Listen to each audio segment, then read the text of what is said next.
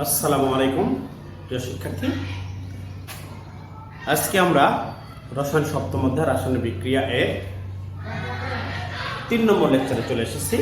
আর আজকের আলোচ্য বিষয় হলো ইলেকট্রনের স্থানান্তরের উপর বিক্রিয়া প্রকারভেদ।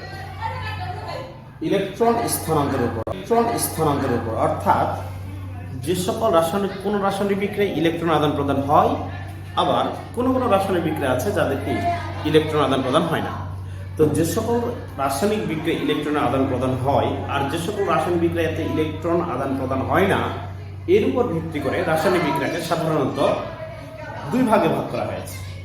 এক নম্বর হলো রেডক্স বিক্রিয়া, আর একটা হলো 2 নম্বর হলো নন রেডক্স বিক্রিয়া। এইটা হলো নন রেডক্স বিক্রিয়া আর এইটা হলো রেডক্স বিক্রিয়া। রেডক্স বিক্রিয়া কাকে বলে দেখো, রেডক্স হচ্ছে REDUCTION রিডাকশন এবং OXIDATION এই রিডাকশন শব্দের অর্থ হলো বিজারণ, আর অক্সিডেশন শব্দের অর্থটা হচ্ছে জারণ। এই রিডাকশন থেকে আসছে রেড আর অক্সিডেশন থেকে আসছে অক্স। এই দুইটা শব্দ একত্রে হয়েছে রেডক্স।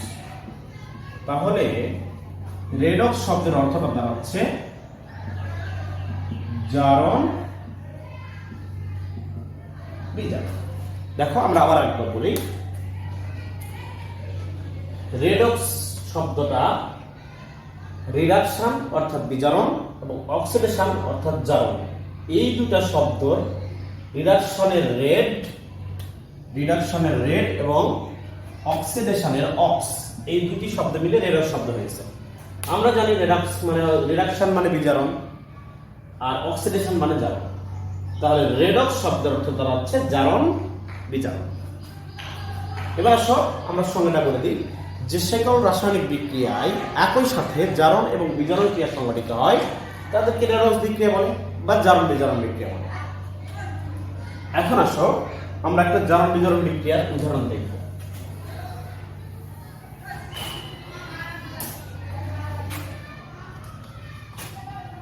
যেমন দেখো, জিঙ্ক প্লাস কপার সালফেট যুক্ত হয়ে উৎপন্ন হলো জিঙ্ক সালফেট প্লাস কপার। এইটা একটা রেডক্স বিক্রিয়া। আবার দেখো নন রেডক্স বিক্রিয়া, যে সকল রাসায়নিক বিক্রিয়ায় ইলেকট্রনের স্থানান্তর হয় না, যে সকল রাসায়নিক বিক্রিয়ায় ইলেকট্রনের স্থানান্তর হয় না কিন্তু রাসায়নিক বিক্রিয়া সংঘটিত হয়ে যায়, সেই রাসায়নিক বিক্রিয়াগুলোকে বলা হয় নন রেডক্স বিক্রিয়া। এই নন রেডক্স বিক্রিয়া দুই ধরনের, একটা হলো প্রশমন বিক্রিয়া আর একটা হলো অধঃক্ষেপণ বিক্রিয়া। কিন্তু দেখো অপরদিকে রেডক্স বিক্রিয়া 4 প্রকার। একটা হলো সংযোজন বিক্রিয়া, একটা হলো বিয়োজন বিক্রিয়া, আর একটা হলো প্রতিস্থাপন বিক্রিয়া, আর একটা হলো দহন বিক্রিয়া। এই 4টা বিক্রিয়া। তাহলে দেখো এই 4টা বিক্রিয়া হচ্ছে রেডক্স বিক্রিয়া আর এই দুইটা বিক্রিয়া হলো নন রেডক্স বিক্রিয়া। এখন দেখো আমরা এবার এই 4টা বিক্রিয়া, 4টা রেডক্স বিক্রিয়ার 4টা উদাহরণ দিব, 2টা নন রেডক্স বিক্রিয়ার 2টা উদাহরণ দিব, দিয়ে আমরা বিষয়গুলো দেখার চেষ্টা করব। দেখো সংযোজন বিক্রিয়া, যে সকল রাসায়নিক বিক্রিয়ায় একাধিক বিক্রিয়ক পদার্থের সংযোজন হয় বা যোগ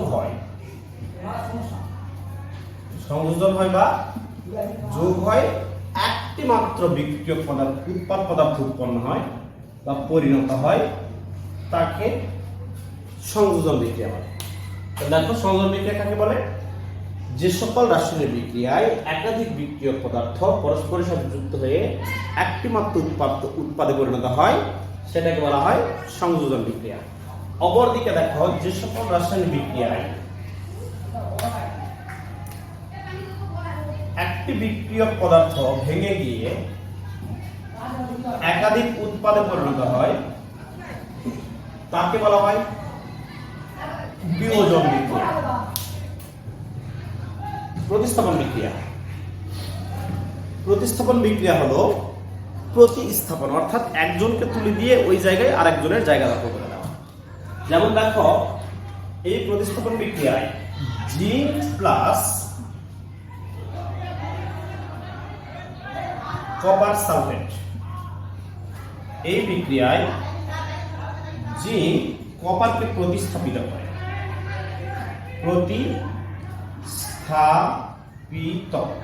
প্রতিস্থাপিত করে কি করে, জিঙ্ক সালফেট হয় আর হলো কপার উৎপন্ন হয়। দহন বিক্রিয়া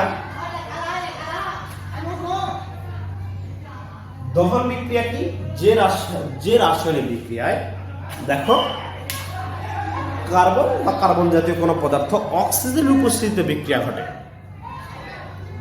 অক্সিজেনের উপস্থিতিতে কোনো কিছুকে পোড়ানোই হলো দহন বিক্রিয়া। এখন আসো আমরা দহন বিক্রিয়া একটা সিম্পল উদাহরণ দিব। যেমন দেখো কার্বন প্লাস অক্সিজেন সমান কার্বন ডাই অক্সাইড। আবার হতে পারে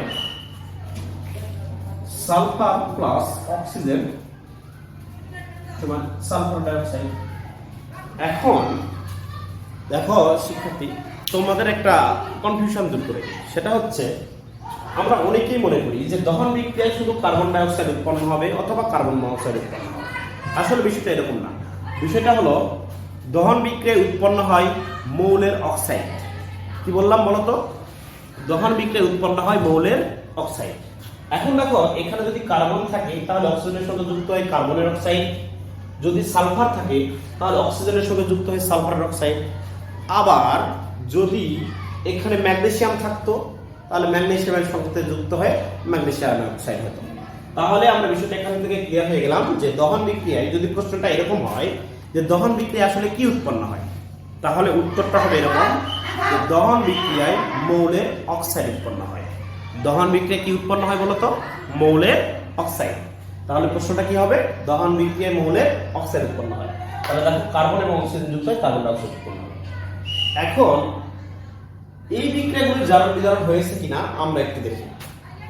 দেখো আমরা জারণ বিজারণের সংজ্ঞায় বলেছি যে ইলেকট্রনের স্থানান্তর ঘটবে তাহলে সেটা জারণ বিজারণ হবে। এখন ইলেকট্রনের স্থানান্তর হয়েছে কিনা তা আমরা বিক্রিয়ায় অংশগ্রহণকারী বিক্রিয়ক এবং উৎপাদ পদার্থগুলোর জারণ মানের উপর হিসাব করে বলতে পারি। তাহলে এবার আসো আমরা জারণ মানগুলো লিখে ফেলি। দেখো এটার জারণ মান +2, এটার জারণ মান -2, এটার জারণ মান 0, এটার জারণ মান +3, এটার জারণ মান -1, এটার জারণ মান +5, এটার জারণ মান -1, এটার জারণ মান +3, এটার জারণ মান -1, এটার জারণ মান 0, এটার জারণ মান 0, এটার জারণ মান +2, এটার জারণ মান -2, এটার জারণ মান +2, এটার জারণ মান -2, এটার জারণ মান 0, এটার জারণ মান 0, এটার জারণ মান 0, এটার জারণ মান +4, এটার জারণ মান -2, এটার জারণ মান 0, এটার জারণ মান 0, এটার জারণ মান +4, এটার জারণ মান -4। তাহলে দেখো বন্ধুরা, আমরা কিন্তু এই বিক্রিয়াগুলোতে অংশগ্রহণকারী বিক্রিয়ক এবং উৎপাদ পদার্থগুলো জারণ মান লিখব। এখন তোমাদের মনে প্রশ্ন আসতে পারে যে স্যার আপনি কিভাবে এই বিক্রিয়ক এবং উৎপাদগুলোর জারণ মান এত সহজে লিখে ফেললেন? টেনশনের কোনো বিষয় নেই, আমরা এর উপর একটা ডেডিকেটেড ক্লাস দিব কিভাবে বিক্রিয়ায় অংশগ্রহণকারী অথবা কোনো নিরপেক্ষ যৌগের অথবা কোনো আধানযুক্ত যৌগের জারণ মান নির্ণয় করতে হয়। এর উপর একটা ডেডিকেটেড ক্লাস পাবে ইনশাআল্লাহ। আগামী ক্লাসে সেই এরকম ভিডিওটা পেয়ে যাবে। এবার দেখো প্রশ্নমান বিক্রিয়া। আমাদের এখানে দেখার বিষয় যে আসলে কি হয়েছে। দেখো রাসায়নিক বিক্রিয়ায় আয়রনের জারণ মান +2 ছিল বিক্রিয়ার পূর্বে, কিন্তু বিক্রিয়ার পরে কত হয়েছে? +3, অর্থাৎ বিক্রিয়ায় জারণ মানের পরিবর্তন হয়েছে। আবার দেখো এখানে ক্লোরিনের জারণ মান 0 ছিল, বিক্রিয়ার পরে হয়েছে -1, তাহলে কি জারণ মানের পরিবর্তন হয়েছে। এরকম করে তুমি যদি দেখো সবগুলোতে বিক্রিয়ার পূর্বে যা ছিল বিক্রিয়ার পরে চেঞ্জ হয়ে গেছে, অর্থাৎ বিক্রিয়াটিতে জারণ মানের পরিবর্তন হয়েছে। জারণ মানের পরিবর্তন হলে সেটা চোখ বন্ধ করে জারণ বিজারণ বিক্রিয়া। এবার আসো প্রসারণ বিক্রিয়া। দেখো আমরা জানি অ্যাসিড এবং ক্ষার, তাহলে আমরা একটা অ্যাসিড নিলাম, সালফিউরিক অ্যাসিড নিলাম H2S, আর এর সঙ্গে নিলাম আমরা হচ্ছে একটা ক্ষার, যেমন ধরো সোডিয়াম হাইড্রোক্সাইড। আচ্ছা, এই দুটো যদি নেই তাহলে কি উৎপন্ন হয় দেখো তো, এই সোডিয়াম সালফেটের সাথে যুক্ত হয় হয়ে সোডিয়াম সালফেট উৎপন্ন হয় আর পানি উৎপন্ন হয় H2O। দেখো বিক্রিয়াটা আবার বলি, হাইড্রোজেন এর সঙ্গে এখানে সালফিউরিক অ্যাসিডটা ভাঙবে হাইড্রোজেন আয়ন SO4 - 2 আর এটা প্লাস এটা মাইনাস। দেখো এই সোডিয়াম আয়নটা যুক্ত হবে সালফিক আয়নের সঙ্গে যুক্ত হয় সোডিয়াম সালফেট এবং এই হাইড্রোক্সিলের সঙ্গে এই হাইড্রোজেন যুক্ত হয় পানি। আমরা রাসায়নিক বিক্রিয়াটা সমাধান করিনি। আচ্ছা, এবার আসো অবক্ষেপণ বিক্রিয়া। দেখো দুটা দ্রবণীয় বিক্রিয়া, আবারও বলি, দুইটা দ্রবণীয় বিক্রিয়ক পদার্থ বিক্রিয়া করে যদি অদ্রবণীয় কোনো উৎপাদ গঠন করে তবে সেই বিক্রিয়াটাকে আমরা বলবো অধঃক্ষেপণ বিক্রিয়া। এখন দেখো এখানে দুটো একই দ্রাবক, যেমন ধরো পানি, পানিতে দ্রবণীয় দুটি বিক্রিয়ক পদার্থ হচ্ছে, একটা হলো সোডিয়াম ক্লোরাইড অ্যাকুয়াস সলিউশনে দ্রবীভূত। আচ্ছা, পানিতে দ্রবীভূত। এবার আসো সিলভার নাইট্রেট, আমরা কি নিলাম? Silver nitrate. এটাও অ্যাকুয়াস, অর্থাৎ এটাও জলীয় দ্রবণে। দেখো এবার হবে কি, এটা পজিটিভ এটা নেগেটিভ, এটা পজিটিভ এটা নেগেটিভ। এখন এইটার পজিটিভ আয়নটা, এটার পজিটিভ আয়ন সিলভার নাইট্রেটের নেগেটিভ আয়নের সঙ্গে নাইট্রেট আয়নকে ধরবে আর এটার পজিটিভ আয়ন এটা নেগেটিভ আয়নকে ধরবে। তাহলে এবার দেখো কি হচ্ছে, আমরা লিখে ফেলি সিলভার ক্লোরাইড সলিড প্লাস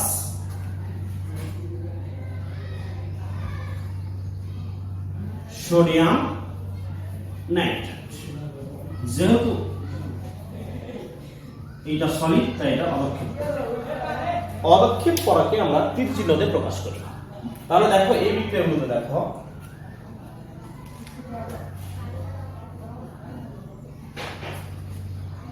বিক্রিয়ার পূর্বে সোডিয়াম +1 ছিল, বিক্রিয়ার পরে সোডিয়াম +1। বিক্রিয়ার পূর্বে ক্লোরাইড -1 ছিল, বিক্রিয়ার পরে ক্লোরাইড -1। বিক্রিয়ার পূর্বে সিলভার +1 ছিল, বিক্রিয়ার পরে সিলভার +1। নাইট্রেট -1 ছিল, নাইট্রেট -1। অর্থাৎ এই বিক্রিয়ায় জারণ মানের কোনো পরিবর্তন হয়নি। আমরা এখানে যদি দেখি, দেখো এটা +1 এটা -2 এটা +1 এটা -2। তাহলে দেখো এই বিক্রিয়াতেও কোনো জারণ মানের পরিবর্তন হয়নি।